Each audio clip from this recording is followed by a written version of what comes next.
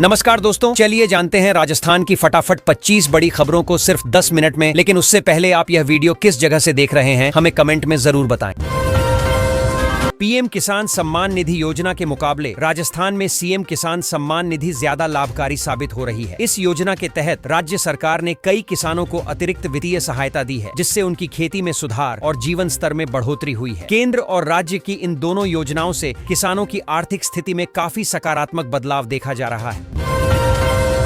जयपुर में मुस्लिम श्रद्धालु ने इस बार काली पूजा की शुरुआत कर सबको चौंका दिया। उन्होंने कहा कि देवी पूजा श्रद्धा का विषय है, न कि धर्म का। यह आपसी सौहार्द और एकता का संदेश देता है। इस मौके पर हिंदू और मुस्लिम समुदाय के लोग एक साथ शामिल हुए और दीपावली के पर्व पर मिलजुल कर खुशियां मनाई। यह पहल जयपुर में धार्मिक एकता की मिसाल बन गई। रूप चतुर्दशी पर गोविंद देव जी मंदिर में सौभाग्य पर्व बड़ी धूमधाम से मनाया गया। महिलाएं पारंपरिक वेशभूषा में पूजा अर्चना के लिए पहुंची और भगवान से अपने परिवार की खुशहाली की कामना की। मंदिर में इस अवसर पर विशेष आरती और सजावट की गई। जयपुर का वातावरण भक्ति भाव से सराबोर रहा और भक्तों की भीड़ लगातार उमड़ती रही। दीपावली पर जयपुर पुलिस ने सुरक्षा के कड़े इंतजाम किए हैं। भीड़ भाड़ वाले इलाकों, बाजारों और मंदिरों में अतिरिक्त पुलिस बल तैनात किया गया है। ड्रोन कैमरों से निगरानी रखी जा रही है ताकि किसी भी प्रकार की गड़बड़ी पर तुरंत कार्रवाई की जा सके। पुलिस अधिकारियों का कहना है कि त्योहार के दौरान शहर में शांति और सुरक्षा बनाए रखना सर्वोच्च प्राथमिकता है।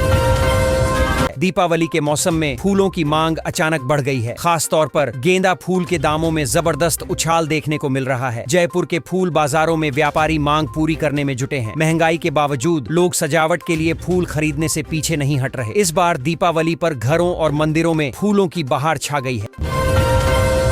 दीपावली से पहले जयपुर शहर रोशनी से जगमगा उठा है। स्ट्रीट लाइटों की मरम्मत का काम बड़े स्तर पर किया गया है। नगर निगम की टीमें रात दिन मेहनत कर रही हैं ताकि त्योहार पर कोई अंधेरा कोना न रह जाए। शहर के प्रमुख मार्गों और बाजारों में रंगीन लाइटों से सजावट की गई है। लोगों में उत्साह और रौनक का माहौल है।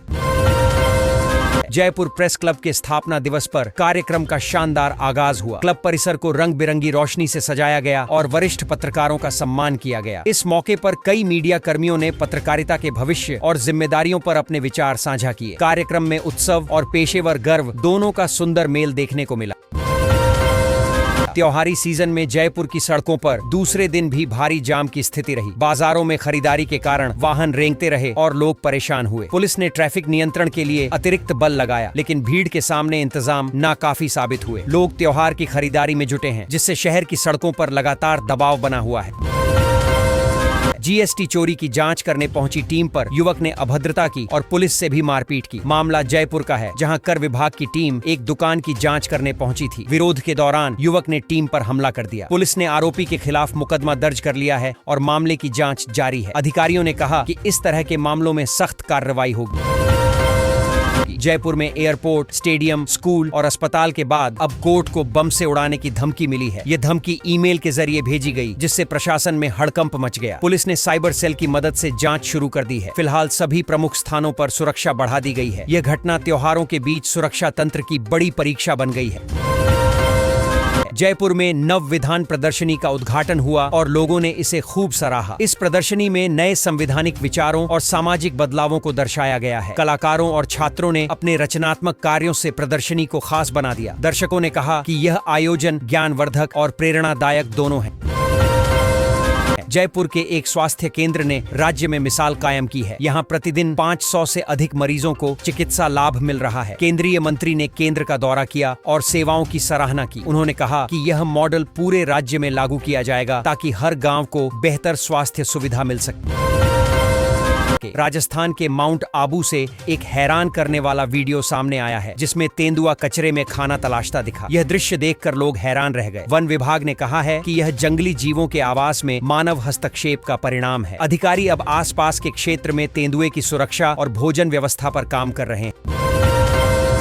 राजस्थान के एक गांव में पैंथर के हमले से दहशत फैल गई। पैंथर बस्ती में घुस आया और एक मवेशी पर हमला कर दिया। ग्रामीणों में अफरा तफरी मच गई और सभी घरों में छिप गए। वन विभाग की टीम मौके पर पहुंची और पैंथर को पकड़ने के प्रयास शुरू किए। स्थानीय लोग रात भर डरे सहमे रहे।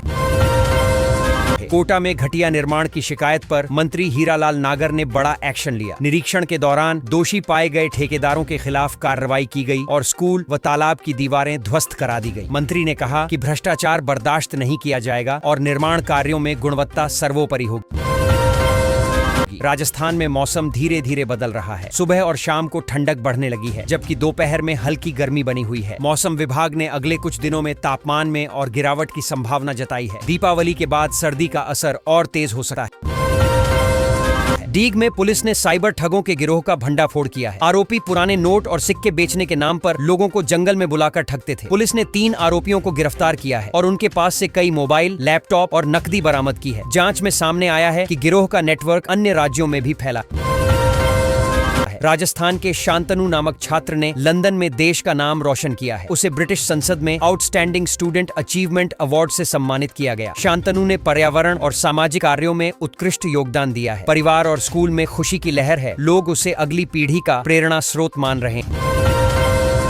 राजस्थान के अंता उपचुनाव में कांग्रेस प्रत्याशी प्रमोद जैन के नामांकन पर सवाल उठे हैं। बताया जा रहा है कि नामांकन में तकनीकी खामी की आशंका है। कांग्रेस ने एहतियातन उनकी पत्नी का भी पर्चा भरवा दिया है। राजनीतिक हलकों में इसे रणनीतिक कदम माना जा रहा है ताकि पार्टी का दावा बरकरार रहे।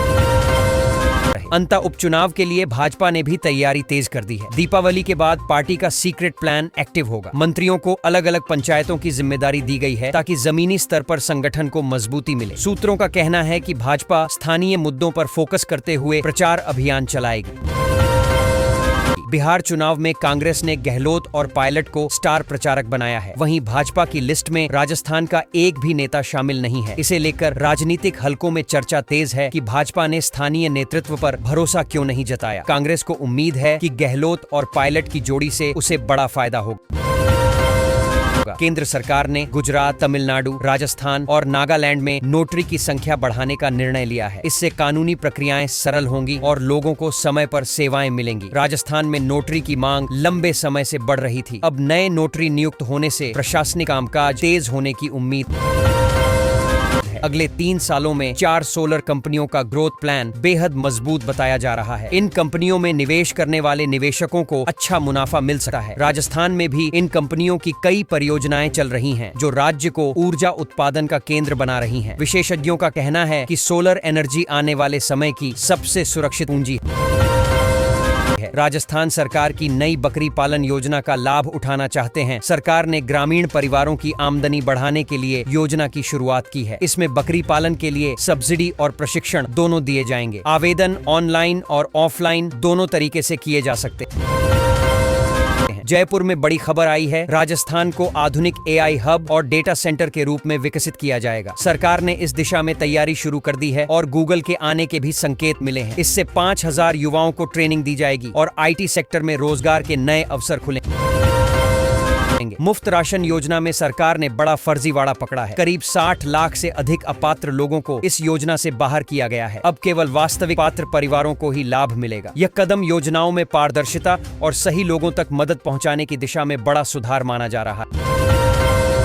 फ्री बिजली योजना पर सरकार ने जनता को बड़ी राहत दी है। अब 150 यूनिट तक बिजली मुफ्त मिलेगी। इससे गरीब और मध्यम वर्गीय परिवारों को सीधा फायदा होगा। सरकार का कहना है कि इसका बोझ राज्य के बजट पर नहीं पड़ेगा, बल्कि सौर ऊर्जा उत्पादन बढ़ाकर इसकी भरपाई की जाएगी। जयपुर में अब एक और बड़ा कदम उठाया जा रहा है। नया मिनी सचिवालय बनने जा रहा है। इसके साथ दौलतपुरा में सीजर यार्ड भी तैयार किया जाएगा। जिन परिवारों के पास मकान नहीं है, उन्हें आवासीय योजना के तहत भूखंड दिए जाएंगे। इससे हजारों परिवारों को स्थायी ठिकाना मिलेगा। भीलवाड़ा के युवाओं ने एक बार फिर कमाल कर दिखाया है। 6 युवाओं ने RAS परीक्षा में शानदार प्रदर्शन करते हुए जिले का नाम रोशन किया है। उनके परिवारों में खुशी का माहौल है और प्रशासन ने भी इनकी मेहनत की सराहना की है। यह साबित करता है कि छोटे शहरों के बच्चे भी बड़े सपने पूरे कर सकते हैं। राजस्थान में सांख्यिकी अधिकारी भर्ती 2025 की प्रक्रिया शुरू हो गई है। आवेदन करने की अंतिम तिथि जल्द घोषित की जाएगी। उम्मीदवारों को शैक्षिक योग्यता, आयु सीमा और चयन प्रक्रिया की पूरी जानकारी आधिकारिक वेबसाइट पर मिलेगी। जो अभ्यर्थी सरकारी नौकरी की तैयारी कर रहे हैं, उनके लिए यह सुनहरा मौका है। राजस्थान वीडीओ भर्ती की डिबार लिस्ट 2025 जारी कर दी गई है। जिन उम्मीदवारों के नाम इस सूची में हैं, वे आगामी परीक्षा में शामिल नहीं हो पाएंगे। अभ्यर्थी वेबसाइट से PDF डाउनलोड करके अपना नाम चेक कर सकते हैं। आयोग ने नियमों के उल्लंघन पर ये कार्रवाई की है ताकि भर्ती प्रक्रिया निष्पक्ष रहे। जयपुर में दिवाली से पहले 3 नई स्पेशल ट्रेनों का ऐलान हुआ है। रेलवे ने यात्रियों की बढ़ती भीड़ को देखते हुए ये कदम उठाया है। ये ट्रेनें वाया जयपुर चलेंगी और त्योहार के सीजन में लोगों को घर पहुंचने में बड़ी राहत देंगी। टिकट बुकिंग ऑनलाइन शुरू हो चुकी है। सीटें जल्दी फुल हो रही हैं। राजस्थान के किसानों के लिए प्रेरक खबर। किसान पुत्र कुशल चौधरी ने RIS 2023 में टॉप किया है। अजमेर से आने वाले कुशल की मेहनत ने हर गांव के युवाओं को प्रेरणा दी है। उनके साथ जिले के 2 और अभ्यर्थियों ने भी शीर्ष स्थान हासिल किया है। परिवार और गांव में जश्न का माहौल है। राजस्थान में किसानों की समृद्धि के लिए मुख्यमंत्री भजन लाल शर्मा ने बड़ी घोषणा की है। उन्होंने कहा कि राज्य सरकार किसानों की आमदनी बढ़ाने और कृषि उत्पादन को मजबूत बनाने के लिए नई योजनाओं पर काम कर रही है। इसके तहत सिंचाई परियोजनाओं, खाद्य प्रसंस्करण इकाइयों और कृषि विपणन को बढ़ावा दिया जाएगा। किसानों के हित में बजट में विशेष प्रावधान भी किए जाएंगे। राजस्थान में सांख्यिकी विभाग में अधिकारियों की भर्ती के लिए आवेदन आमंत्रित किए गए हैं। राज्य सरकार ने यह भर्ती प्रक्रिया पारदर्शी तरीके से करने का दावा किया है। उम्मीदवार ऑनलाइन आवेदन कर सकते हैं और विभाग की वेबसाइट पर योग्यता, आयु सीमा और आवेदन तिथि की पूरी जानकारी उपलब्ध है। इस भर्ती से युवाओं को सरकारी नौकरी का अच्छा मौका मिलेगा। राजस्थान में जमादार ग्रेड 2 भर्ती के लिए आवेदन प्रक्रिया शुरू हो चुकी है। राज्य के बेरोजगार युवाओं के लिए यह एक सुनहरा अवसर है। आवेदन प्रक्रिया ऑनलाइन होगी और उम्मीदवारों को दस्तावेज सत्यापन के लिए आवश्यक प्रमाण पत्र तैयार रखने की सलाह दी गई है। सरकार का कहना है कि चयन प्रक्रिया पूरी तरह मेरिट आधारित होगी। राजस्थान सरकार के शुद्ध आहार मिलावट पर वार अभियान ने मिलावटखोरों पर शिकंजा कस दिया है। विशेष टीमों ने भीलवाड़ा सहित कई जिलों में मिठाई और डेयरी उत्पादों के सैंपल लिए हैं। मिलावट पाए जाने पर दुकानदारों पर कार्रवाई की जा रही है। स्वास्थ्य विभाग ने चेतावनी दी है कि दिवाली के समय मिलावटी खाद्य पदार्थ बेचने वालों पर सख्त जुर्माना लगाया जाए। जयपुर मेट्रो फेज 2 को केंद्र सरकार की मंजूरी मिल गई है। इस परियोजना से शहर में 42.8 किलोमीटर का नया कॉरिडोर तैयार किया जाएगा। इससे लोगों की आवाजाही और ट्रैफिक व्यवस्था में बड़ा सुधार होगा। परियोजना से हजारों लोगों को रोजगार भी मिलेगा। जयपुर के विकास के लिए यह मेट्रो प्रोजेक्ट एक महत्वपूर्ण कदम माना जा रहा है। रेल मंत्री अश्विनी वैष्णव ने राजस्थान में रेल संपर्क के लिए विशेष पहल की है। नई रेल लाइन के फाइनल लोकेशन सर्वे को मंजूरी दी गई है। इससे कई पिछड़े क्षेत्रों को रेल नेटवर्क से जोड़ा जाएगा। इससे यात्रियों की सुविधा बढ़ेगी और व्यापारिक गतिविधियों में भी तेजी आएगी। केंद्र सरकार का यह कदम प्रदेश के विकास को नई दिशा देगा। राजस्थान में बारिश से क्षतिग्रस्त हुए 808 विद्यालयों के कायाकल्प के लिए 16.16 करोड़ रुपए की स्वीकृति मिली है। इन स्कूलों में मरम्मत, फर्नीचर और शौचालय जैसी सुविधाओं को नया रूप दिया जाएगा। शिक्षा विभाग का कहना है कि कार्य पूरा होने के बाद बच्चों को बेहतर वातावरण में पढ़ाई का अवसर मिलेगा।